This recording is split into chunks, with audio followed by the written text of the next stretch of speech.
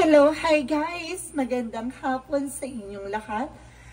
This is Jean Rodriguez from my Sagri channel, a faith healer, also matariner. So ngayong hapon, natatagyan natin nagsabihin sa iyo ng ating mga gabay. So this is weekly gabay for the month of April 1 hanggang April 7 for the sign of Capricorn. So, Capri, welcome to my channel. Ano kayong messages, advices ng spirit guides ang ating masasaga for today's video? Kano naman kayang energy o kaganapan sa buhay ng mga Capricorn ng ating mga kagilap? So, guys, this reading is a general reading lamang. Hindi lahat makaka-resonate. Kunin lamang po makaka-relate sa inyo. And comment down below kung kaninong energy ang ating nasaga. And don't forget to like and subscribe my channel and hit the notification bell for more videos updated. Kasi maraming salamat po sa mga walang sawa pagsubaybay sa aking channel. Lalo-lalo na yung hindi nag-i-skip ng ads. Naway pagpalain kayo ng Diyos at may kapal, siksik-liglig na gumapaw na biyayang manubalik sa inyo. So let's see what is the messages, advices sa iyo ng ating mga gabay.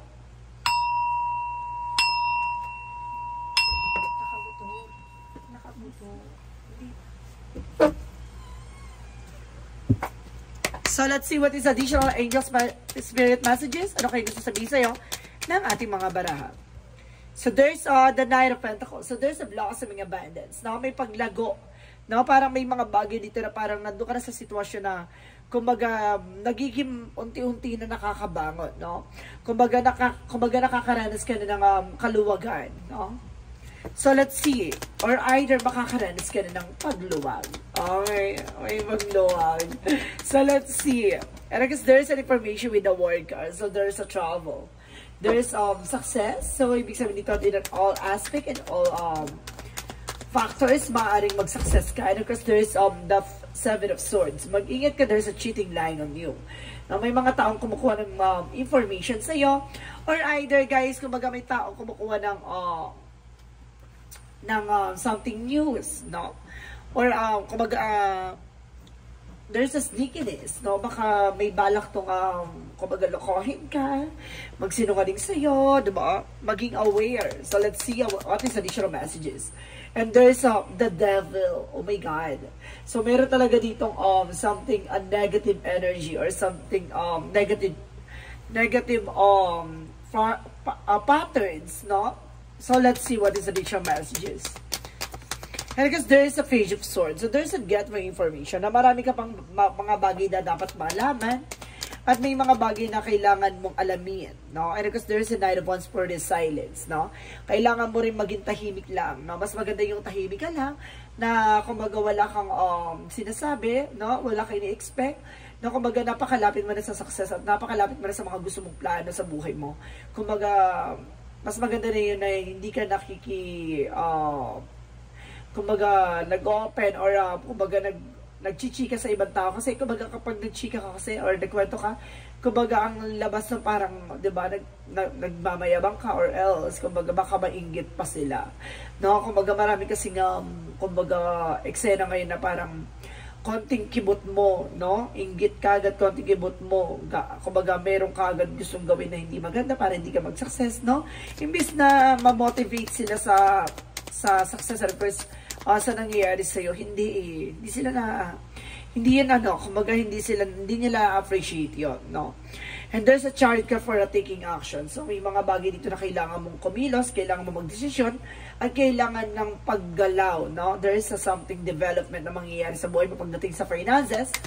So, let's see what is the word card. So, there's an information with the sun card. So, bibigyan to ng malinaw at larong eksena, no? Magdadala sa'yo ng something, a New Year success. So, this is the moment na maaaring bibigyan ka ng enlightenment. At, kumbaga, pagbabago, no? Na magaganap sa buhay mo. So, let's see what is the Seven of Swords. The Seven of Swords represent a judgment. So, this is the wake-up call. Na parang ginigising ka sa katotohanan. You need to pay attention. Na yung taong nasa paligid mo, yung taong kumbaga kumukuha ng informasyon sa'yo at maaaring nagsisinungaling behind your back, no? Kumbaga, there's an, kumbaga, traitor or impostor, no? So, let's see what is a devil card. Ano tong devil card na to? It's a negative energy or something of black magic involved or a temptation or, kumbaga, a greedy. So, let's see. So, there is a Queen of Swords, a vigor picture, no? Kumbaga, inaharang nito yung magiging possibility sa iyo yung mga magagandang eksena mo na parang hinaharangan niya, no? Parang inaano niya na hindi mo makuha o kumbaga hindi matuloy, no? Kumbaga ang laki ng ano nitong tao na to, ang laki ng inggit sa katawan. So there's a 7 of Pentacles for harvest time. So at the end of the time, makukuha mo naman yan what you deserve, no? Kumbaga maghihintay ka at kukuha ka ng impormasyon na para, 'di ba? Hindi na masulot or hindi na maagaw or hindi na makuha ng iba. And there's a Queen of Cups for healing, no? Unti-unti ka ng kumbaga hihilom. Unti-unti nang gagaling at unti-unti nang makakalaya, no? Sa mga taong nasa paligid mo na pinag-iisipan ka ng masama. So let's see what is the Queen of Pentacles and the Chariot card. So there's an information with the Wheel of Fortune. So there's a good luck. So there's a destiny to happen talaga, no? Kumbaga may parating na biyaya sa'yo ang langit or something, may magandang nakalaan sa'yo, no? Kumbaga maganda ang kinabukasan na nag-aantay sa'yo. So may swerteng papasok. So let's see what is the word card, the Sun card. So there's the King of Swords, stop the pattern. And of course there's a being wise, no? Kailangan mo maging matalino sa pagdidesisyon. Kailangan mo putulin yung mga bagay na alam mong toxic, negativity, at kailangan mong pakawalan ang mga alam mong nagpapanggap, no? The 7 of Swords and of course the Judgment for the Star card. A wish fulfillment, no? May mga bagay na unti-unti na matutupad dito. And there's a something miracle na parang natauhan ka na, no? So let's see what is the Devil. And because the Queen of Swords. So there's the 5 of Swords. The 5 of Cups. So there's a something disappointment or something regret or something guilt, no? May taong may galit sa or naiinis sa'yo or something na di-disappoint kasi hindi nag-work yung ginagawa nila, no? Maaaring nagkakaroon ka ng delays or something postponed, pero at the end of the time, makukuha mo pa rin yun, no? Eh, yung hindi niya maunawaan, bakit ganun yung nangyayari? Diba? So, let's see what is the Page of Swords and because the 7 of Pentacles. So, there's the King of Wands, control, stability. No, kumbaga there's a bigger picture. Kumbaga nakikita mo na kagad yung magiging possibilities.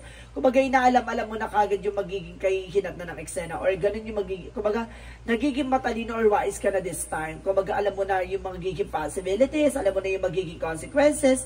So kumbaga sinasabi dito na yung mga bagay na ginagawa mo, alam mo at the end of the time makukuha mo yan. Now this is the paid off. And of course, paying off, the hard work is paying off at the same time, there's a harvest time. So there's a Knight of Wands, and of course, the Queen of Cups for the Full card. So there's a leap of faith and new beginning is coming your way, no? Kumbaga sinusubukan na pananampalataya at tiwala mo kung hanggang sa kakakapit, no? Kumbaga sinasabi sa'yo dito, kailangan magantay, magtiwala, maniwala na lahat ng mga bagay na nangyayari sa'yo ay, kumbaga, ibibigay sa'yo at ipagkakalob sa'yo on the right time. No? So let's see what is the outcome. Ang pinaka-outcome for you is the Hierophant for a lesson learned. No, may mga bagay na kailangan mo matutunan at kailangan mong malaman. No, may mga bagay dito na kailangan mong kumbaga matuto, no? And because there is a justice, karma is waving. So wag ka mag-alala, may hustisya na nakalaan para sa iyo, no?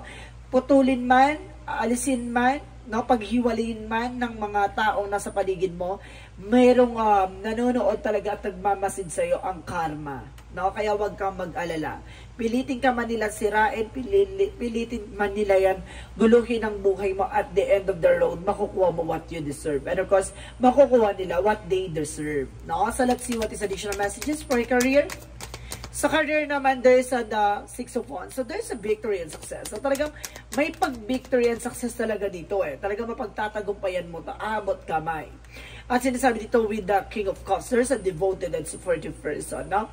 Some of you guys may gumagamit, sumusuporta sa inyo, no? So, let's see additional messages about sa love life. Sa love life mo naman, there's the Strength card, confidence, no? Kailangan mo lang maging matapang, no? Kailangan mo lang magkaroon ng konfiyansa na kumbaga hindi ka naman kapalit-palit at kumbaga deserve mong mahalin at the end of the time. At the same time, kumbaga alam mo sa sarili mo yung worth mo, no? Additional messages about sa health. So, there's that 10 of Wands. So, there's burden. So, may mga nararanasan ka pananakit ng likod, katawan. And there's a 4 of Cups, no? Kumbaga, kailangan mo i-evaluate or analyze, no? May mga bagay na kailangan mo i-take, no? Take some medicine or some herbal tea or something na makakatulong sa'yo to boost your immune system. So, let's see. What is additional messages for magical fairy messages?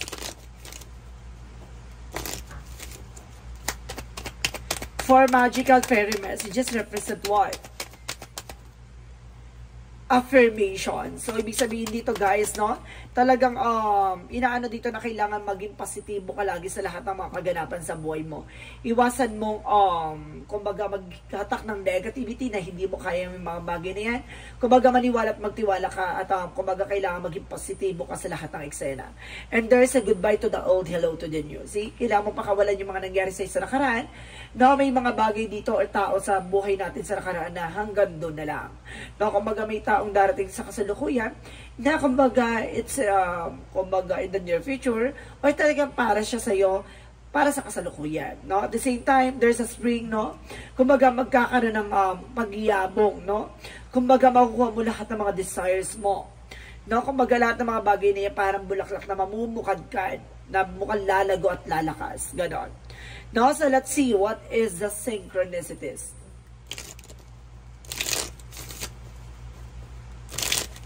For synchronicities, let's see what is additional messages for angel spirit, guys. So, there's the rest. No? Kailangan mo ipahinga. No? At the same time, there's a parrot. No? Yung sinasabi ko, mas maganda yung tahimik ka lang. Ang parrot kasi, dadak ng dadak, na wala namang ibubuga. No? Ay yung kailangan mong iwasan. The story that parrot told counting his money. No? Kumbaga, yung kumbaga kakadaldal, no, kung ano yung mga bagay na kung ano man na meron siya, dinadaldal niya, kumbaga hindi niya nakikita na kailangan niya maging tahimik, hindi niya alam lahat na ng mga tao sa paligid niya ay against sa kanya, or kumbaga there's a competitors or something competitions, na kumbaga itong tao na to, maaaring nga lahat ng tao sa paligid niya, kakompetensya niya, yun yung kailangan mong pakakatandaan, no? Na wala kang kaibang kakompetensya kundi ang sarili mo. Kailangan mo maging tahimik, no? Nang sa ganun maging, kumbaga maging masagana pang maging susunod na ikaharapin mo. Now, there's a reflection. So, ibig sabihin dito, magre-reflect nga sa'yo lahat ng mga gagawin mo, di ba? Kumbaga, kung ano yung mga bagay na gagawin mo sa buhay mo, yun din ang babalik sa'yo. So, being wise, and because be awareness and conscious sa mga nangyayari sa'yo. Kasi lahat ng mga bagay na yan ay magiging malaking impact, no, sa buhay mo. So, mag-ingat at pakakatandaan. So, let's see what is the yin and yang oracle card. So, there's a reunion. Now, meron talaga, there's a soulmate connection dito na maaaring magtagpo ulit kayo ng person mo from the past. There's a deception by temptation, no? Meron ditong it's either, kumbaga, there's a false mask. So, maaaring may nagpapanggap, no? Maaaring may kumbaga, hindi totoo sa nararamdaman niya. Meron dito, there's a temptation na maaaring tukso. There's a the sun card. Bibigyan ka ng kaliwanagan ganito at kalakasan na, kumbaga, humarap sa mga nangyari sa'yo, no? Sa nakaraan. Kailangan mo lang magtiwala at maniwala na lahat na nangyayari sa'yo ay may ibig sabihin at may kahulugan. So, let's see. What is Archangel Michael messages? For Archangel Michael, messages for you. So, there's you're on the right path. Nasa tamang direction ka. At the same time, admit the truth to yourself and act accordingly. No, maging tapat ka at maging totoo ka sa sarili mo. Hindi mo kailangan magpanggap. No, maging totoo ka. At sa tamang direction ka, maaaring narinig mo itong reading na ito, at napapanood mo to, at talagang naging malaking impact sa'yo itong napanood mo dahil talagang nag-resonate sa'yo. It's a good part. May paalala sa'yo, no? And there's romance angel helping you, no? No, kumbaga tinutulong ka ng ating angel spirit pagdating sa relasyon. May mga bagay na tinatama sa'yo. No? So let's see what is the chakra messages. For the chakra, so there's a perception. Baguhin mo yung mindset mo. May mindset dito na maaaring, kumbaga, in a good way. And because there's a bad way. So may mga bagay na kailangan mong ayusin at baguhin. And there's a differentiality. Kailangan mo maging balance. At the same time, there is a passion. So ibig sabihin dito, kumbaga, gawin mo yung mga bagay na o hilig mo. No? So, let's see what is the energy. Energy represents the door to the romance. No? Bukas ang pintuan para sa pag-ibig. No? There's a thinking woman. So, yung person mo ay maaari nag-overthink. No, maaari nga, kumbaga, nagtamang hinala, or ikaw yung tamang hinala. And there's the Corkinepia. So, kailangan ng fruits and vegetables. So, let's see what is additional messages for angel spirit, guys. So, there's with the haters, death, love, and mother, milk, and birth as a portal. So, may mga bagay dito napakalalim ng pinanggagalingan, no? Kumbaga, yung something na hindi mo pa rin na makalimutan o hindi ka pa rin makabangon from the past, na hanggang ngayon maaring mahal mo pa or may, kumbaga, may pinanggagalingan dito. And there's a disease of the Bitaka. So, there's a seeing of potential. May potential kapag dating sa no, kasaganahan or maging marangya ang buhay. No? May mga bagay na kailangan mo lang maging maliwanag para sa'yo. No? And there's a practice. Enhance your abilities. No? And because there's an information with the study. Marami ka pang dapat matutunan. And there's an energy healing. Kailangan mo mag-totally heal. No? Kailangan mo magpagamot or magpagaling. So, let's see what is Arcangel Raphael messages.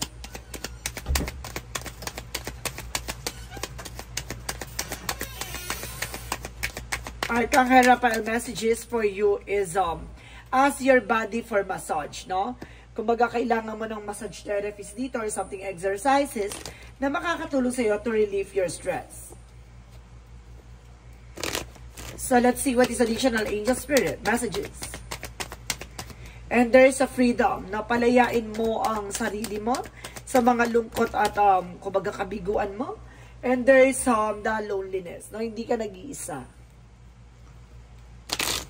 So let's see what is the Monsology. And work through your fears. Nalabanan mo ang takot at pangamba mo. At the same time, there is a communication is the key. Na kailangan mo ng komunikasyon. No? Nang sa ganun, kumbaga maging maayos ang, at klaro. No? Ang pag-uusap or pakikipag-ugnayan. There is the meditate and contemplate. So, kailangan mo mag-meditate, magdasal, magmuni-muni, mag-devotions. Let's see what is additional angel spirit messages. And there is a survival and passion, no? Parang sinasabi, lagi ka na lang nakakalusot, nakakaligtas, at nakakabangon, no? And there's an information with that trust. So, kailangan mo magtiwala at maniwala. And there's an empowerment and perseverance. Konting tiyaga lang, no? Kumbaga, binibigyan ka ng kalakasan ng ating angel spirit. Na may isa katuparan to. At the same time, there's a lot of mystery and intuition, no? Kumbaga, maraming misteryoso at maraming mystery or misteryo sa likod na nangyayari sa buhay mo ngayon, no? Maraming mga kababalaghan, no? Kabiguan, kadramahan, no? Kumbaga sinasabi sa dito lahat ng mga nangyayari sa buhay mo, it's like a fantasy or a magic, no? Kumbaga may mga bagay diyan na hindi mo inasahan pero you deserve it. And you deserve love, 'di ba? Deserve mo ang mahalin, deserve mong magmahal, 'di ba? So let's see what is the Jesus loving quotes. Jesus loving quote said, I am the good shepherd given his life for the sheep. So see, kumbaga ibinibigay sa iyo ng ating Panginoon yung mga bagay na alam niyang ay para sa iyo, no? Kumbaga may mga bagay na nangyayari sa buhay mo, yung mga taong inilisan o inalis sa iyo kasi instrumento yun ni God para may pagdaanan ka sa mga tao na yan para matutunan mo yung mga bagay-bagay na nangyayari sa inyo, no? Nung mga panahon kasama mo sila, mga panahon na kumbaga may kumbaga nakakasama mo sila, no? Kumbaga marami kang natutunan sa kanila, ganun yun. Kumbaga there's some lesson and there's an informational kaya nandyan sila sa buhay mo o bakit sila pumasok sa buhay mo, 'di ba? Kumbaga talaga instrument ni God yun. May mga bagay na kailangan mong maniwala na kaya sila dinala sa buhay mo kasi kumbaga para matuto ka, maging malakas ka, at the same time para malaman mo yung mga kahalagahan ng mga bagay-bagay. So, let's see what is the angel's answer. Angel's answer, there's a choose new direction, no? Kumbaga, kailangan pumili ng bagong direksyon. And there's a wait. May mga bagay na kailangan mong hintayin. At the same time, the situation will improve, no? At ang sitwasyon ay unti-unti na magbabago. Kumbaga, kailangan mo lang mag-antay. Huwag kang masyadong magmadali. The more na nagmamadali, magkakamali. So, let's see what is the angel's number. 4, 10, 11. So, sinasabi dito, take action. So, kailangan mong kumilos. Kailangan mong gumalaw. This is the call to action to move forward. The sooner you get going, the sooner you will accomplish what you set out to do. Those with patience will eventually reap the rewards of their perseverance. See? Lahat ng pagtsatsaga mo na yan ay makukuha mo kung ano yung mga bagay or ano yung mga tinanim mo, no? Kumbaga kung ano yung mga ginawa mo, makukuha mo. Tulad ng sinasabi ko on the first chapter, di ba? Kumbaga lahat na nangyayari sa'yo, lahat ng mga gagawin mo action ay malaking impact sa buhay mo. So, dapat handa ka sa consequences, handa ka sa mga bagay-bagay na kalalabasan ng mga bagay na pinaggagawa mo sa buhay mo.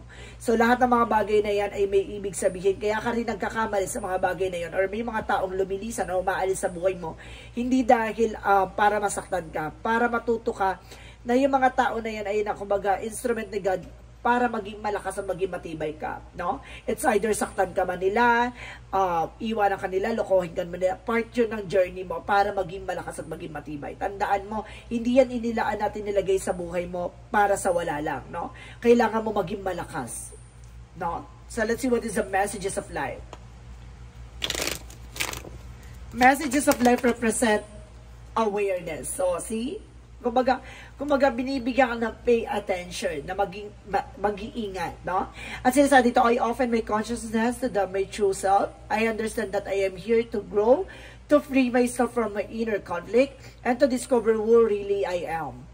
Today, I release my illusions and the limitation of the material world, order to elevate my being towards eternal light. I grow stronger and stronger. I explore that wonderful being that I am. So see, kumbaga nagiging aware ka na at natatanggap mo na yung nangyayari sa'yo na unti-unting pagbabago at unti-unting pag-uusad at pag-uunlad na sarili mong pagkatao. No? So guys, this is a weekly gabay for the month of April 1 hanggang April 7 for the sign of Capricorn. So, Capri, maraming salamat for this wonderful reading.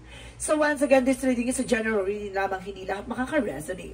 Kunin lamang ba makaka-relate sa inyo and comment down below kung kaninong energy ang ating nasagap. Maraming salamat guys and see you in the next video. Bye-bye and babush!